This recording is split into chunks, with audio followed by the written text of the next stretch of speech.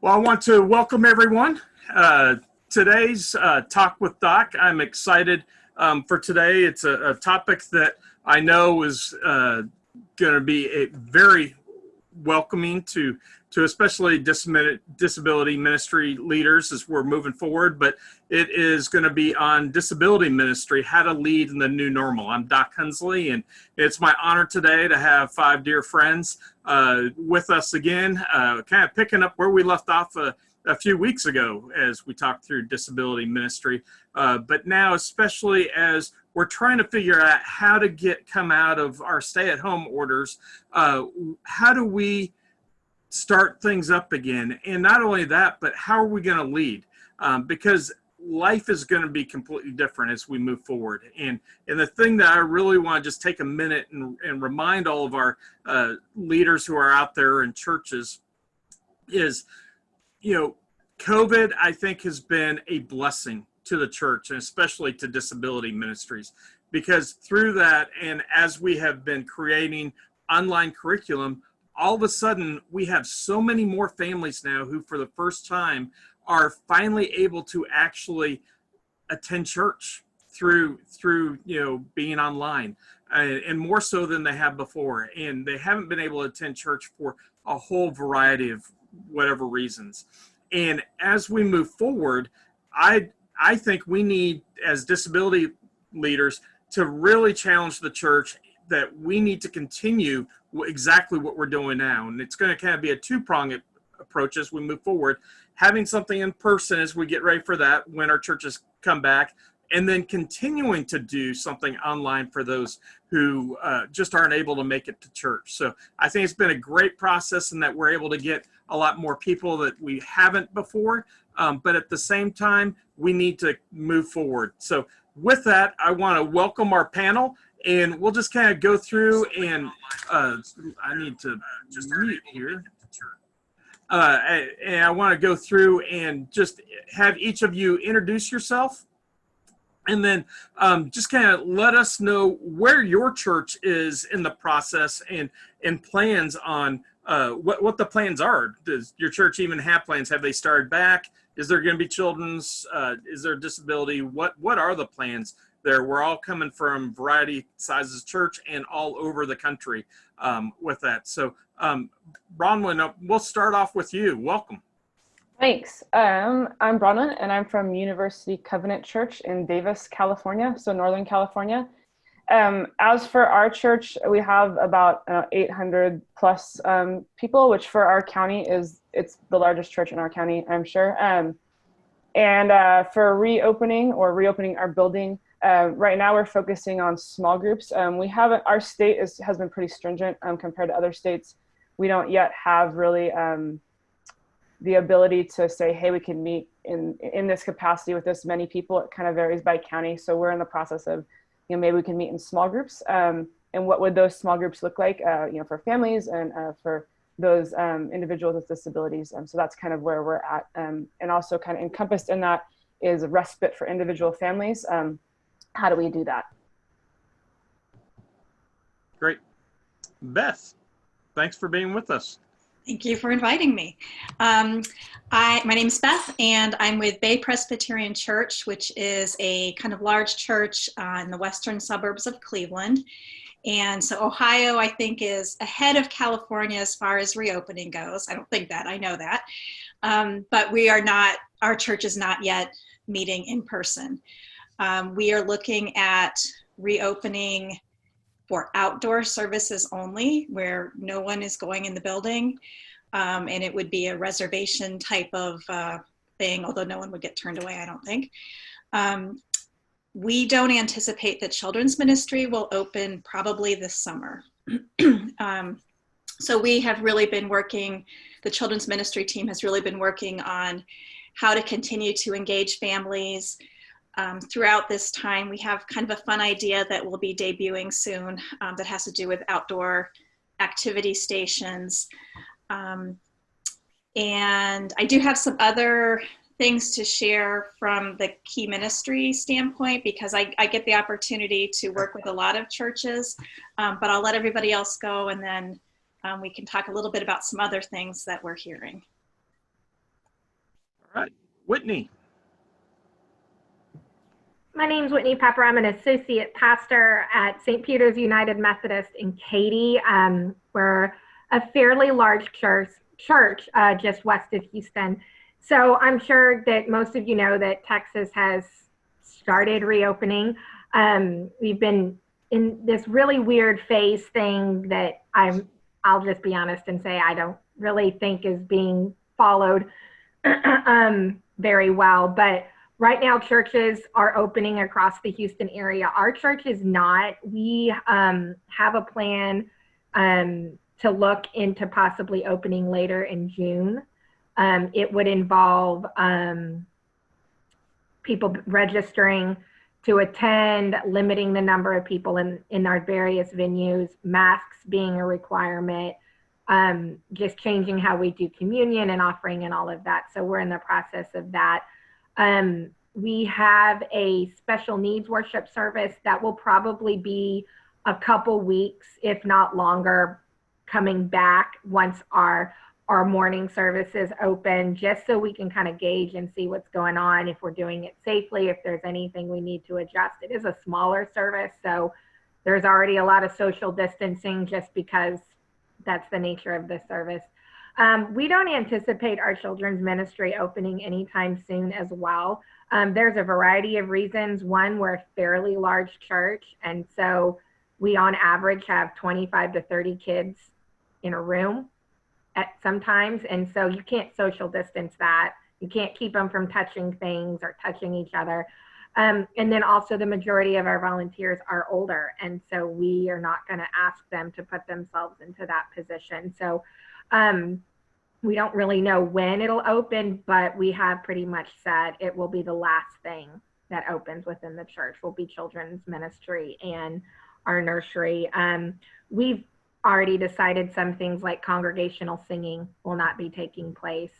So within special needs ministry, that's one of the ministries that I oversee in my pastoral leadership.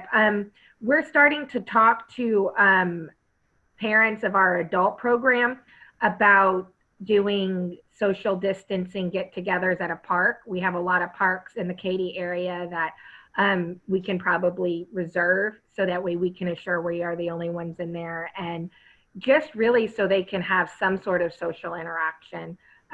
Any of those small groups that we do, we will be doing outside for the foreseeable future. It's hard to do in Texas. I mean, we're already knocking on 110 temperatures down here in the South. So, and humidity is ridiculous and there's no breeze. So we're limited in how long we can actually do outside stuff. So it will probably push us back indoors a little quicker than if we were in a cooler climate. So we're really looking at the ways that we can safely do that, because we know that our families are they're at the end of their ropes at this point. We have started, or will be starting on Monday, our virtual camp. It's going to be a 5-session camp throughout the summer. So we have boxes and bags of stuff and recorded content. But they're asking, when can we see other people? So that's kind of what we're working on right now. Cool. Michelle, welcome from Chicago. Thank you. Yes, my name is Michelle Maris, and I'm from Central Illinois.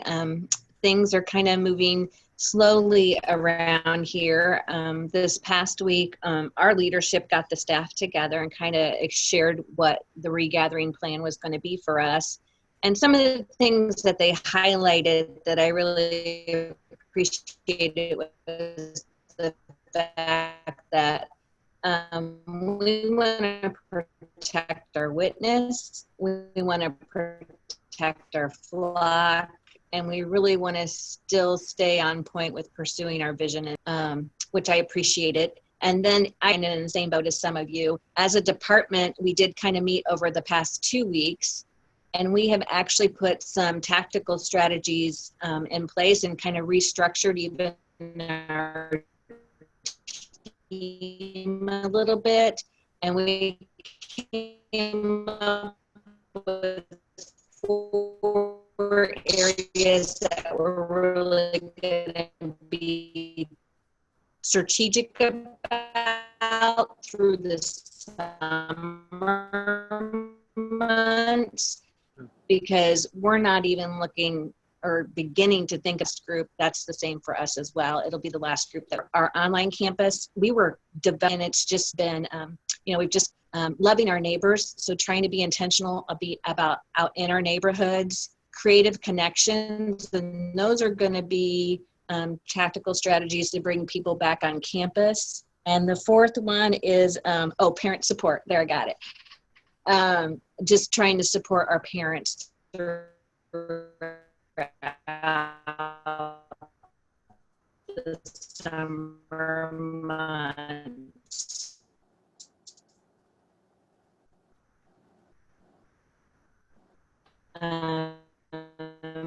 Another thing that one of you guys said, we do know that as we can start to regather, our you're kind of ministry is really kind of running running point on some of that. We're going to be able to open our building during the evenings. We have a large building, so we can put pocket people in multiple places. We're hoping to bring our adult disability class back in some evenings and sorry. Yeah. All right. Well, Michelle, yeah, unfortunately, you kind of going in and out there on some of that. I think we got the gist of that, but you guys, sounds like you guys are getting plans on getting things coming up here with that. But Ryan. Sorry, up in the chat. That not a problem. Try to get that going. Ryan, welcome, brother. Cool. Hey, thanks for having me, Doc. Appreciate it. I'm with Ability Ministry, also attend First Christian Church in Canton, Ohio, not very far from Beth. So our church, we have no firm date on reopening, and I've heard really no conversation on, that being in the works as far as opening up on weekends go. We have a very large disability ministry, and one of the components of our disability ministry that is coming back very soon is our adult day program and our employment program. That's a Monday through Friday ministry where we've got upwards of almost 100 adults involved in that we bus to and from the day program and the employment program. And what we're looking at doing is kind of staging that for a reopen, where obviously day one, all 100 people aren't coming back because, again, you can't social distance that.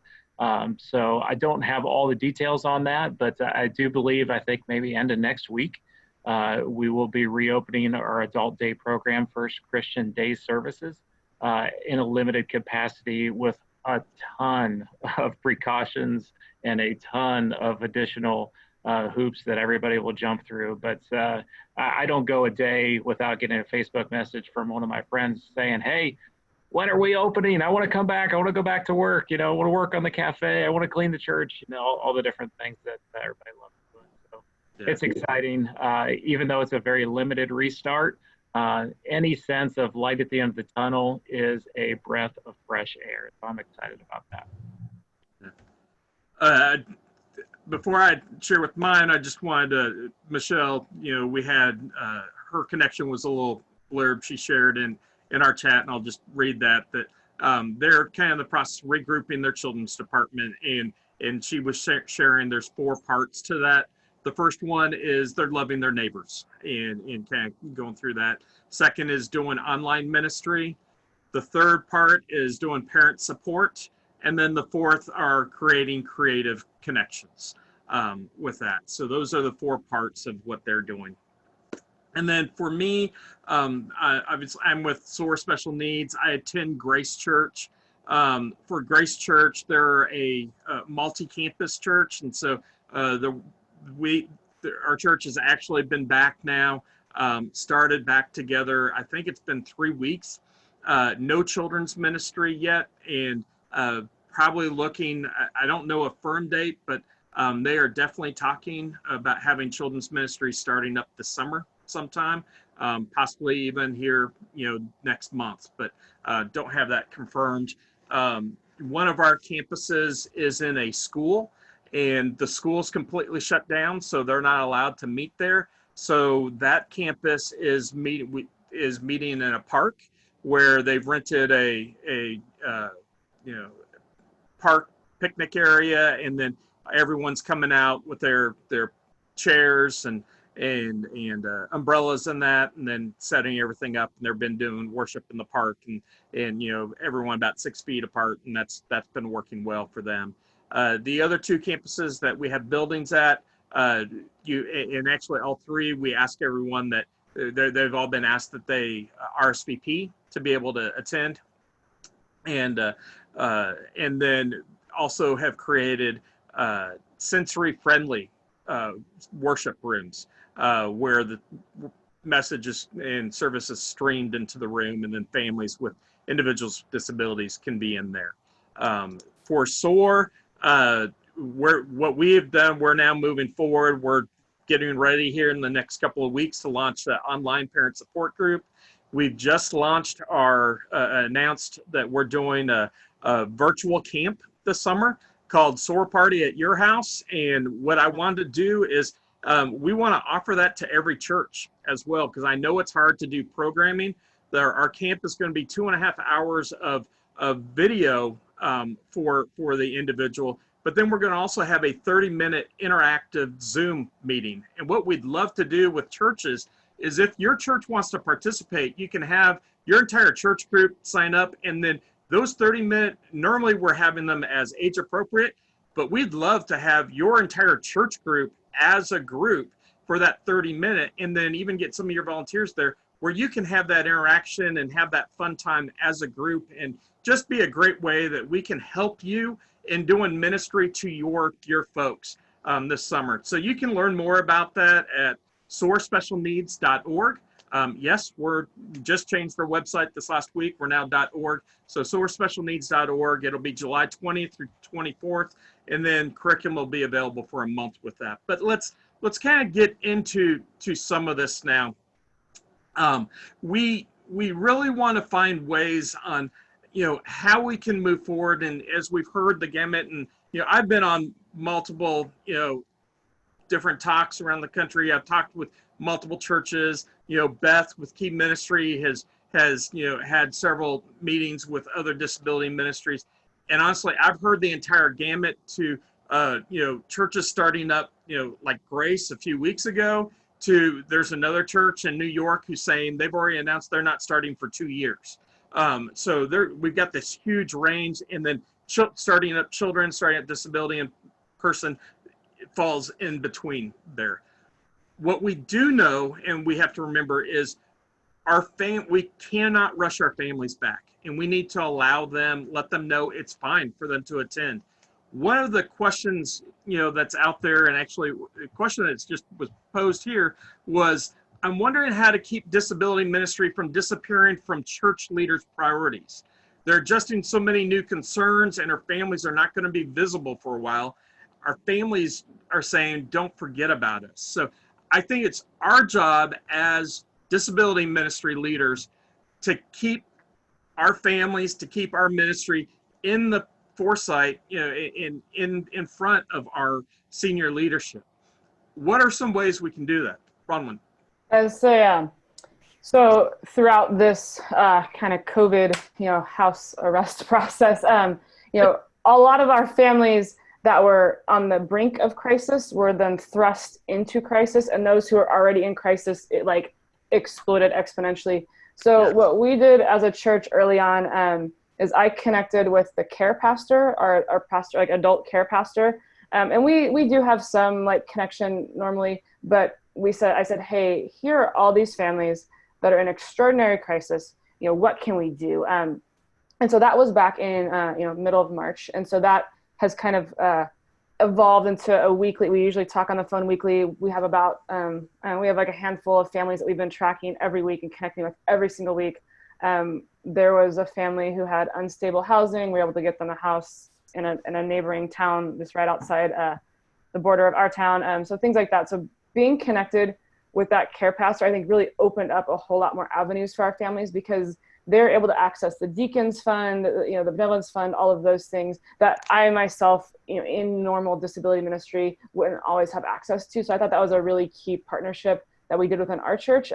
And our children youth team said, yes, like absolutely, like this should be happening. And so if you have avenues like that, if you could, create allies, in other parts of leadership, I think that's really extraordinary for families.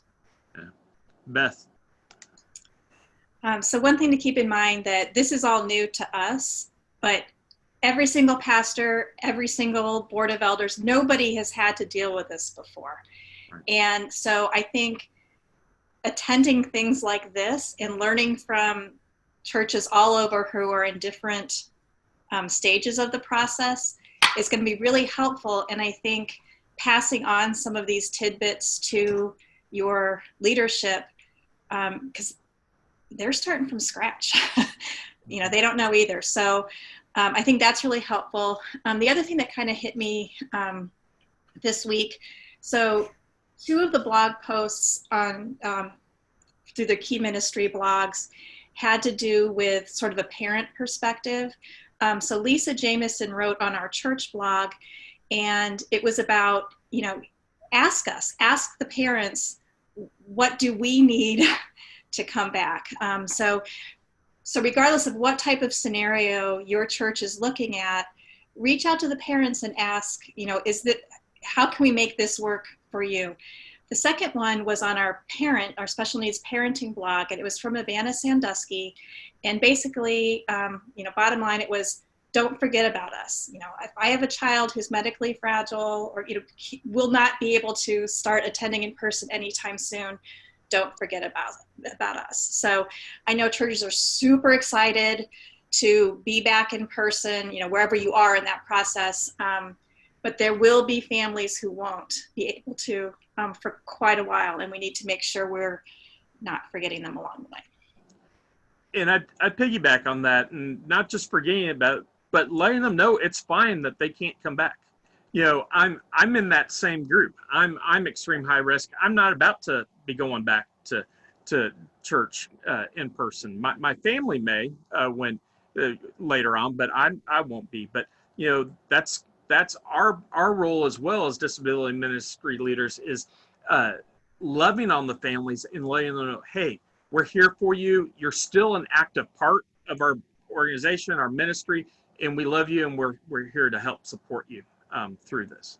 Along those lines, have grace, people. Oh, yeah. Because I'm even, as things start to reopen around, Ryan knows, here in Northeast Ohio, we're starting to reopen some things, and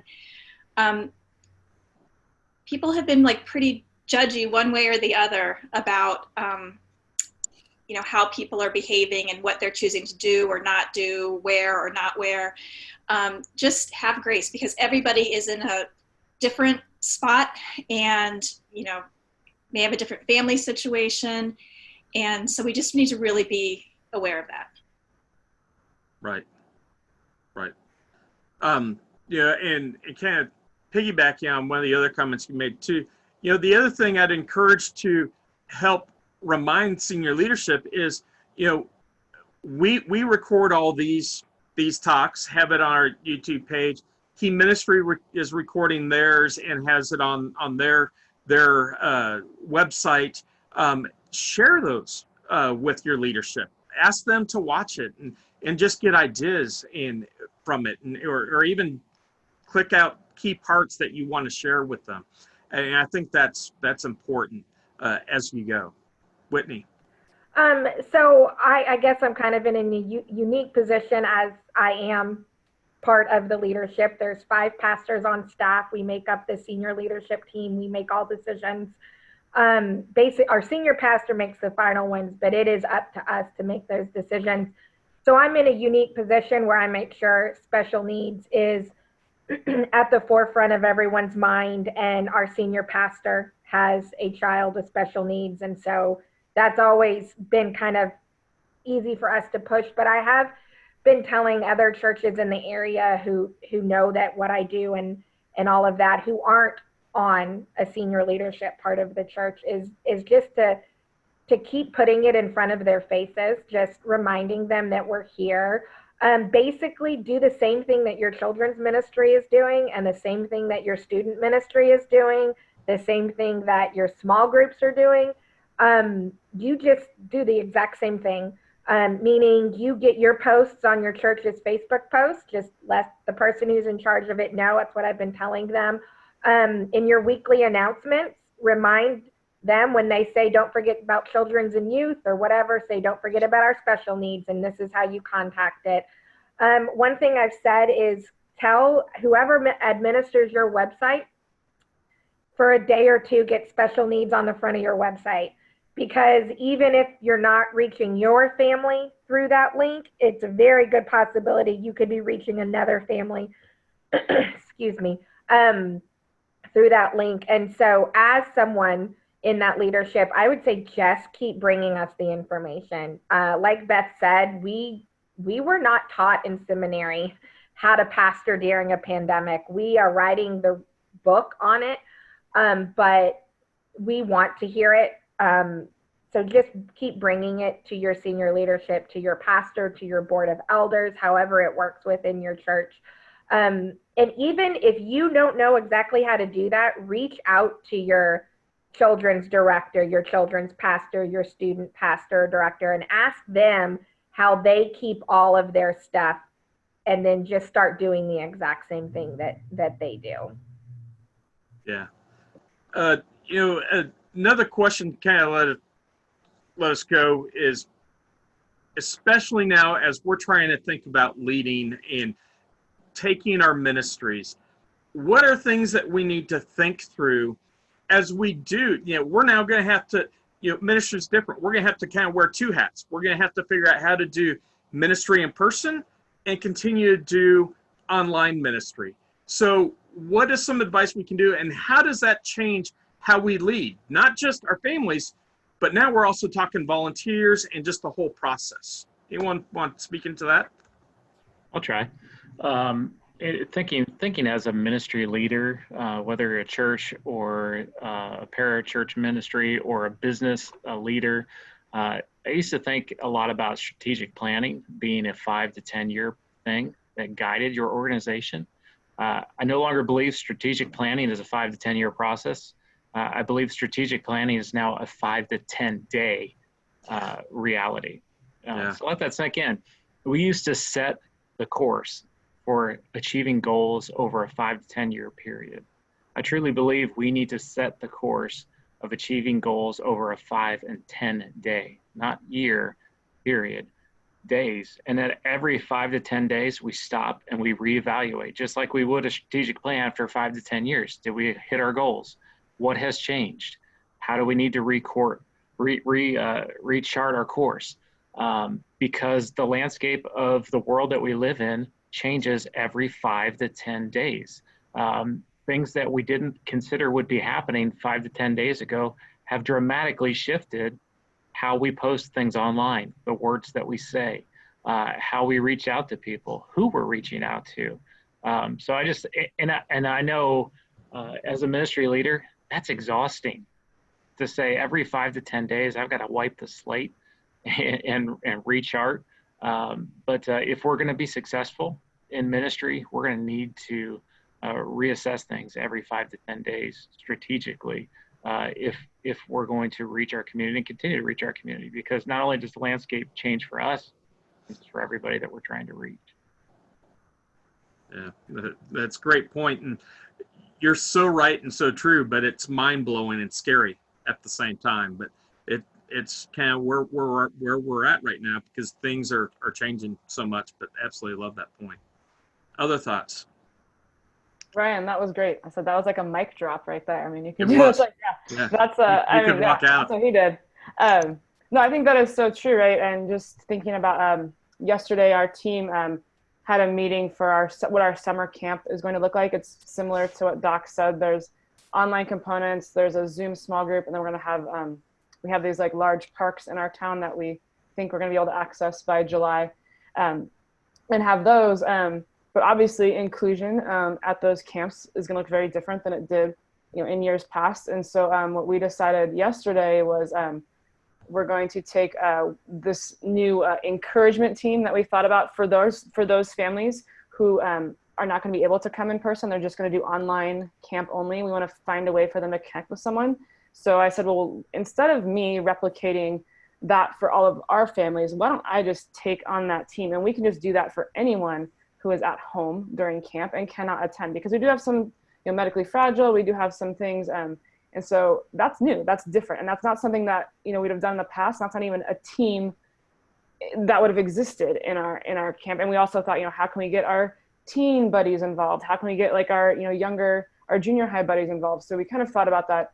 So it is like this process. And we didn't even come to that till like 5 p.m. yesterday. So for some of you, it was like 8 p.m. Because you're a little bit ahead of us. So those kinds of different things, just thinking outside the box, and I think disability ministry is already kind of an outside the box sort of thing anyhow, but now we're like going way out there. And I think it is, what we were doing last month, yesterday, 3 hours ago, now we're doing the best we can with the information we have right now. And then sometimes we have to change that, or sometimes, we get a call from a family or a new crisis or new something, and we reinvent what we're doing. But I always remind myself, and our team reminds ourselves, God, even though we've never done this before, God has done things like this before.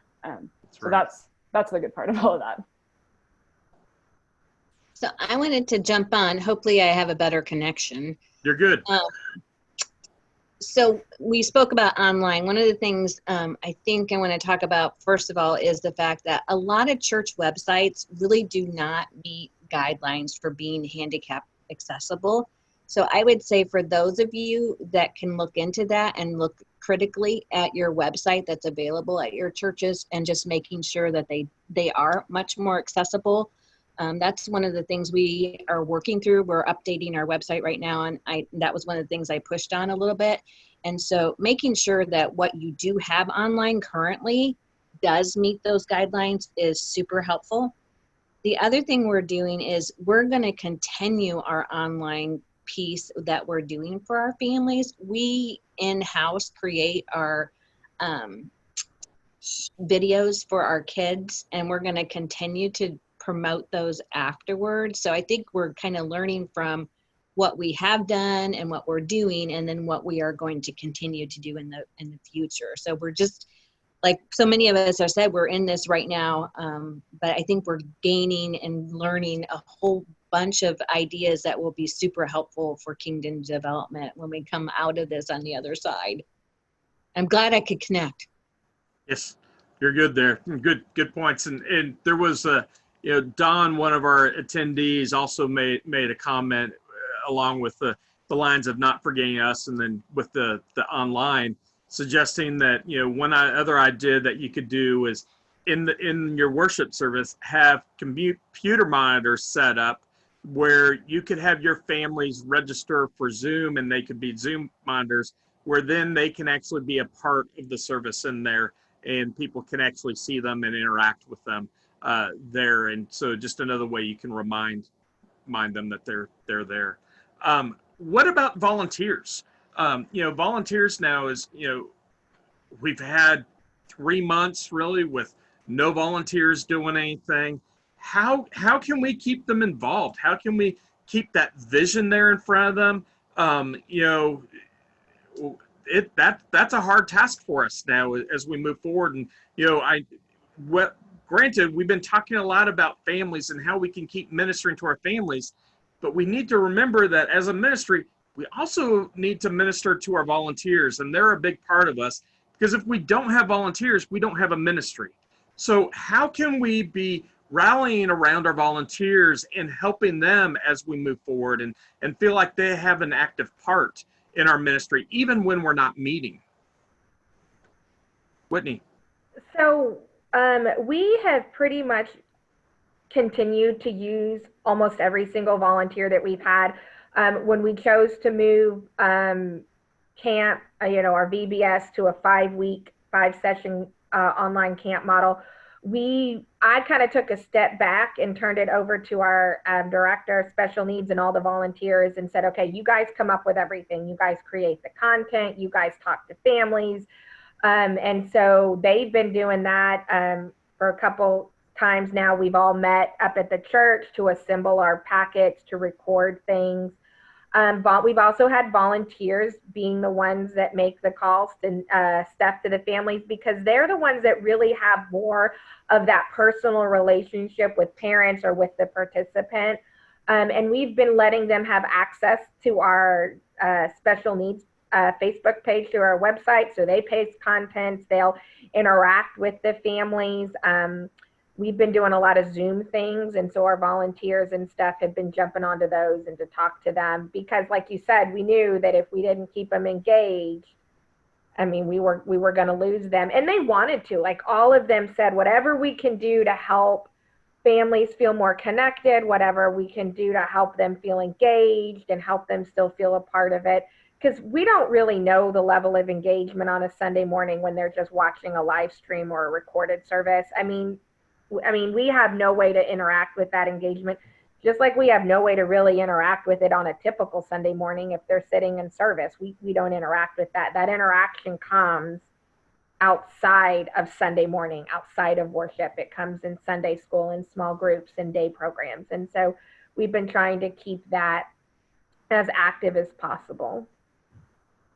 Yeah. I'll talk on this one too. As I think about churches, churches love programs because programs are easy to measure and programs are easy to link volunteers to. I have volunteers that accomplish this program. Where churches have struggled is programs going away. And if volunteers aren't connected to people instead of programs, that's when there's struggles. But when volunteers are connected to people instead of programs, that's when there's no drop off. People continue to flourish because they're connected to a person and not a program. So I think as you look at opportunities for volunteers to stay involved, it's not to keep our programs going because we don't have programs right now, right? It's exposed us in our motives.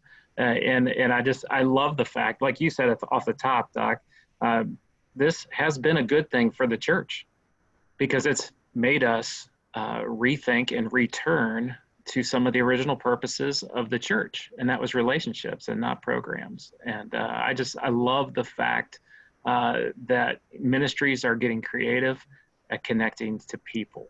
And I think as we emerge out of this, we'll be so much more healthy because we'll be connected to a person and not to a program. So all those things that, at First Christian, our leader, Tim, has connected, he's taken the full list of people in our disability ministry, and he's taken the full list of volunteers, and he's assigned, a chunk of people to a volunteer, and it's weekly contacts. It's the phone calls, it's the emails, it's writing the letters, it's dropping things off, it's building that relationship, and I love that.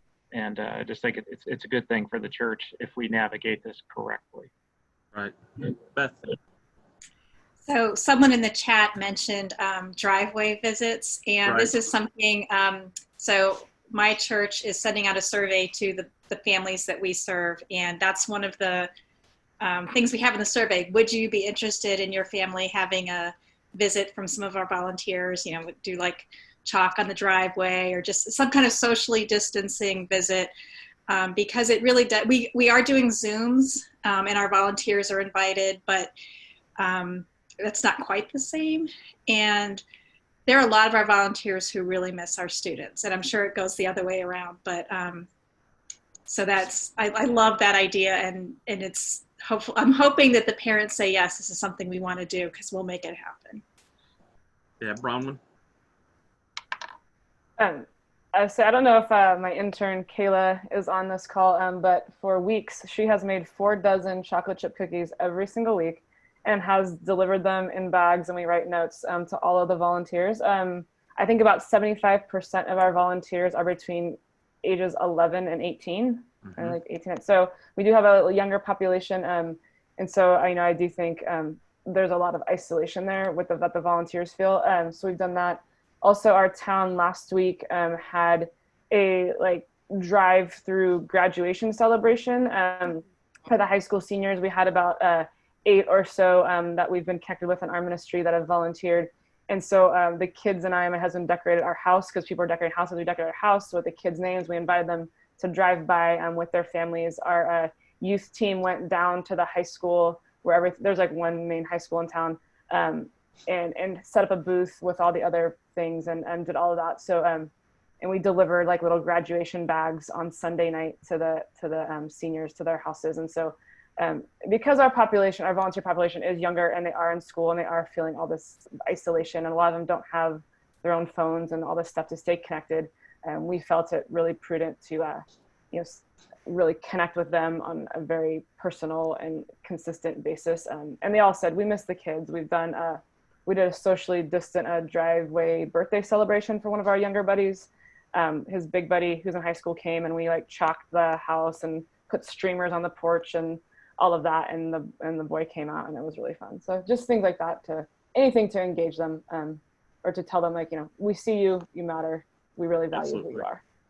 Yeah, one thing we're doing is we're doing what we're calling virtual hellos, where we've asked our volunteers to film themselves to share with whoever it is they want to say hi to, and 2-3 minute video, just letting them know they miss them, and just checking in, letting them know what they're up to, and then we're sending those videos to the individuals with that. And so just fun thing there. I know, someone else said that they're also having some of their volunteers read books and just do different things like that.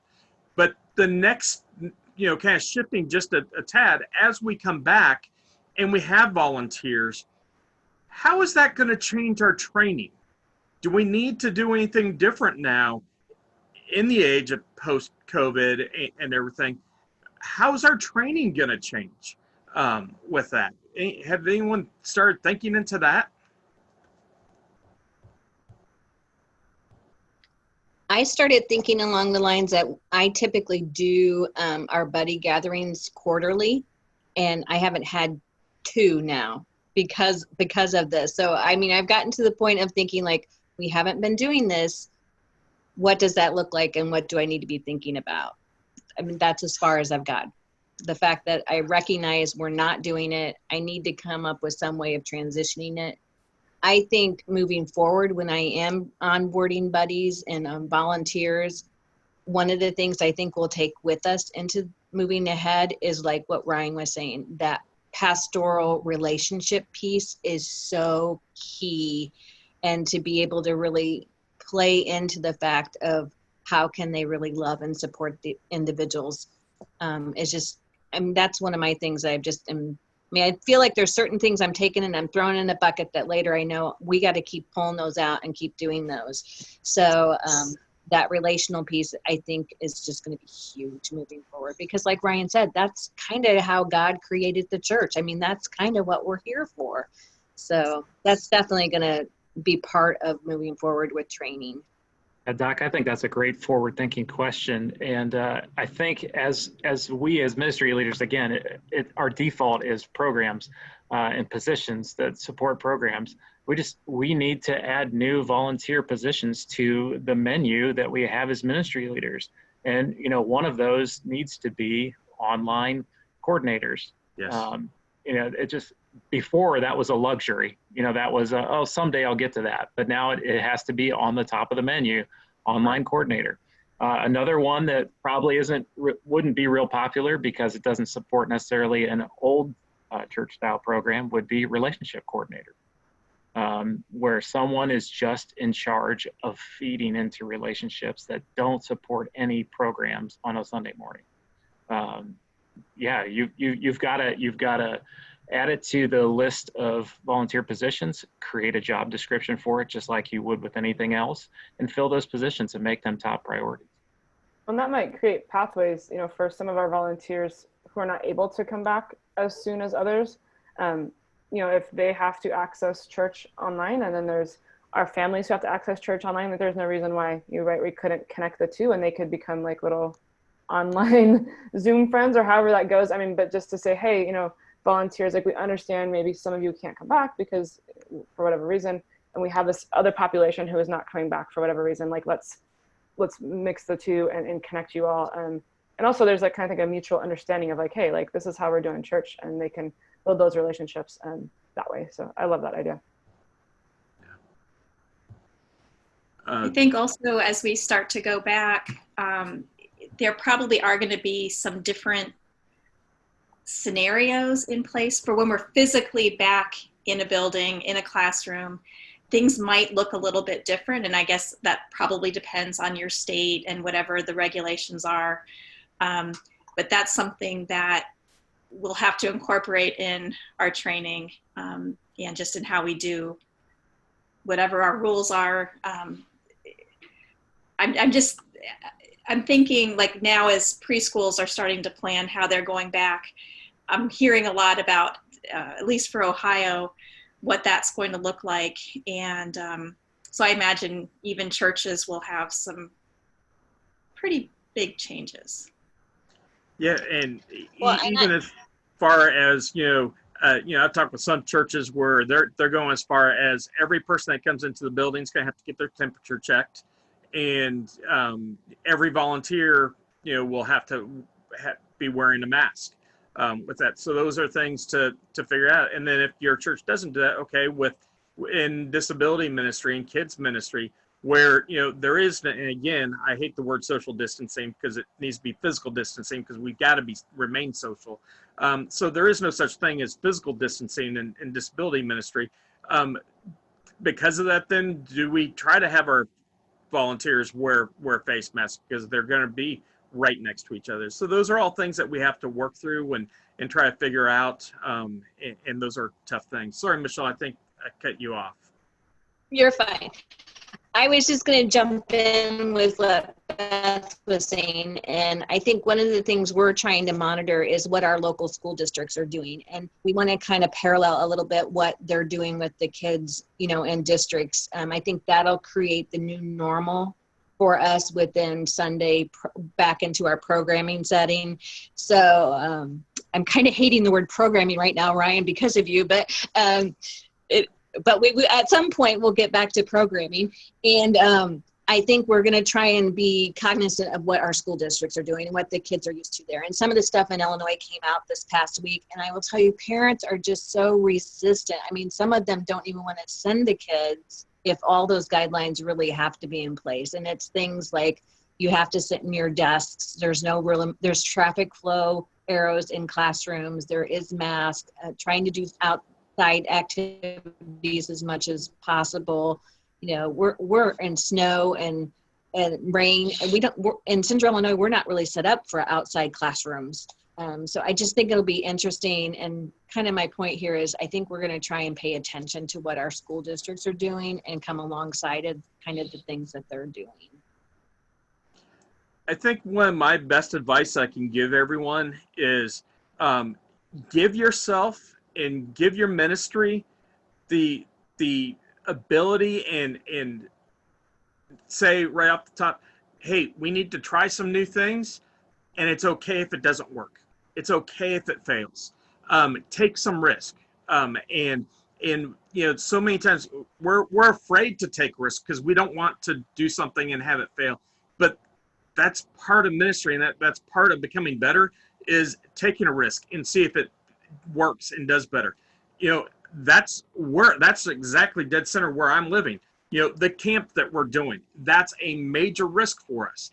But I know that's what God's wanting, and because of that, we're now going to be able to allow hopefully hundreds, if not thousands of kids, individuals, to be able to attend camp and have an activity this summer who otherwise would not have been able to have anything. But that's a risk for us to take. And what if it fails? Great. We also know that nothing replaces being in person, and we just know that. However, we've got to do our best with everything. And a camp does not take, a virtual camp does not take the place of an in-person camp. And the hard thing with that, and anything we do virtually, we have to accept and know we're not going to be able to meet everybody's needs with that. It's just impossible with that. And when people come to us in person, we can meet everybody's needs. We can work through that. But now when we're doing it virtually, we're limited. We're now no longer can do that, and we have to now change our focus to trying to be able to help the majority of people. And so again, that's a change that as leaders we have to take and think through as we move forward. And just something I want to remind people as we move forward. We got another question that came in from one of our attendees, want to throw out there. And they said, I'm working on yearly planning. I want to work towards teaching typically developing children about students with disability. I found the Vanderbilt guidance on the subject, but do you know more of ministry guidance on this? We're taking it as teaching kids to seek out friends, that meeting new people is challenging. So bottom line, how can we encourage neurotypical kids in welcoming and meeting individuals with disabilities? Well, when you have an inclusive classroom, which was, I think, what we're all striving to have, is some of the things that you can do that will help make certain kids more successful in the classroom actually benefit everybody. And so by having some tools like maybe visual schedules, that type of thing, that's not just for the kids with, like a hidden disability or special needs or whatever. That really benefits everybody. And I don't think that actually answers the question, but I just wanted to make that point. A lot of what we can do will benefit all kids. Right. A lot of what we use, we actually consult our school district with. Our school district has a pretty big inclusion model that they work with. And so we have found that it works really well. And what we're seeing when we kind of model that, and just in general, is our kids are experiencing it from kindergarten and from preschool, that it's just something that is a norm for them. It's okay, well, we help when we need to help. We let them learn the way they need to learn. So your local school district, if it's an option, could have some great resources for you. We have an on-site inclusive preschool at our church. I wish our director was on here, so I can give her proper due diligence on that. But they have a lot of resources. So when my kids have gone through that school as well, and my kids have things and they read books with the class. One of them, I think, was just called "My Friend Has Autism." And the class was like, oh, okay. And so just like kind of and just the language they use around disability in that kind of inclusive way, I think really does make a huge difference for how kids see other kids.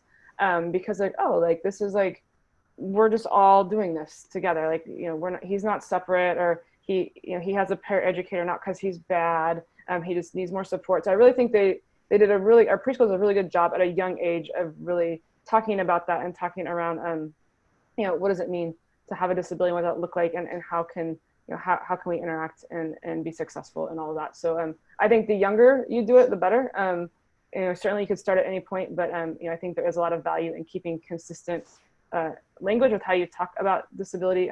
For our thing, we call it inclusion. It doesn't have any special name. We're not like any specialized ministry. We just call it inclusion. But that is, as Whitney said, that's what our school district uses. They use a fully inclusive model. So that word does signify a lot to people when they come like, okay, inclusion, I understand that. So. Yeah, I agree completely. I think that's one of the big things. Obviously, inclusion is the big thing with that. And that's what I encourage churches to do, is to have an inclusive model with that, and helping them through with everything. And it's just education and talking. At the same time, a lot of the schools, they're doing the inclusion. So a lot of our kids, they already get it. You'd be shocked. You don't really have to do a lot of educating with the kids because they already understand it. Where we have to do most of the education is with the adults. That's where I'm finding we have to do a lot of the education, because it's our adults who don't get it. They think, oh, they can't get along. They can't be there. We have to do something different. And we don't. So it's just taking the time and educating our adults on everything, because the kids, we all need to view life through the children's eyes. They're going to accept everybody around them. And if we just would do the same as the kids do, oh my gosh, how much better this world would be, where we can accept all those around us. And so I think that's the big thing, is the education piece, but not geared so much towards the kids. It's towards our adults, towards our parents, towards towards our staff, towards our leadership, and just helping them understand things. And I've said for a long time, autism has become the A word in a church, and it's just because it strikes fear. You don't understand it because it's such a big spectrum. And oh my gosh, there's an autistic meltdown. What do we do? And it brings fear. But if you teach them about it and help them understand it, oh my gosh, individuals with autism and any disability, they have so much love and they have so much to offer, and they can add so much to a church, and we need to have them. And it comes right down to that. That's what God's heart and intention was, is that individuals with disabilities have a key part in the church, because the church needs those with disabilities just as much as those with disabilities need the church. They go hand in hand, and they with that. So we need to remember that as we move. And we're unfortunately coming to the top of the hour. We've once again have covered a lot, but we could cover even more as we go. So I know we'll have another talk coming up. We'll put this up on our YouTube page. I encourage you to share this with your staff. I want to remind everyone of a few things out there. One, next week, our next talk with Doc, I have, and we mentioned her in this talk today, Lisa Jameson with Walk Right In Ministries. Very excited for next week's talk. She is going to be talking on managing morale. We're going to be giving tips on how to keep your family refreshed and encouraged. And I think that is going to be such a timely talk, as we were all tired of being locked up for 3 months. We're got the blahs going. We need to be encouraged. And so she's going to be talking with us on how to manage morale. So please encourage your families and ministry leaders to come in and see that. And I think that'll be a great thing for everyone. Second thing is, again, I just want to mention once again about our camp, SOAR party at your house. We want your church to be a part of it. And where you can have your entire group as one of our breakout interactive groups. We'd love to work with you on that. And we'll have everything there. We've actually taken Ability Ministry, Ryan Wolfe's VBS curriculum, and then we've adapted that and we've added to it. So we've kind of taken that and put it on steroids and added a bit more. We're going to have Jacob's Ladder Special Needs Fitness is doing stuff for us. Uncle Charlie with Valued by God is doing fun, creative worship for us. So it's going to be a lot of fun. And then these breakouts we'll be having, just all kinds of fun things from scavenger hunts to karaoke to dance party, and just time where you can be together. But it's going to be giving these kids a break that they so desperately need, plus involvement and interaction with one another. But we want to help your church in being able to minister to your families, especially if you're still not able to meet. So let us help you in doing that. It'll be July 20th through 24th, and it's going to be incredibly affordable for the families. It's $50. And if they can't do that, let us know. We'll get scholarships and help them through that whole process. It also involves, every camper gets a t-shirt too. It's going to be a pretty cool t-shirt, and we'll ship that to them. And the cool thing I'm super excited about, we're doing it in both English and Spanish. So super excited about that. And if anyone out there listening would love to help us in either translating, or the other thing we'd love to do is to do it in sign language for all of our deaf friends. We'd love to have an entire track for sign language. If someone would like to, do everything in sign language for us, please contact me, and we'd love to do that, to be able to even offer this to even more of our friends. So again, you can go to soarspecialneeds.org to find out about that and sign up. If you want to partner with us and continue to keep these webinars going, again, you can go to soarspecialneeds.org/donate and partner with us financially, but we value the prayer and just partnering with us. But guys, thank you so much for joining today. I'm so honored that all of you have taken an hour out of your day. There have been some great points that have been said here today, and I hope our churches and our ministry leaders can take this home with a great time. So thank you so much, guys. Appreciate all of you, and we'll see you all soon. Bye-bye.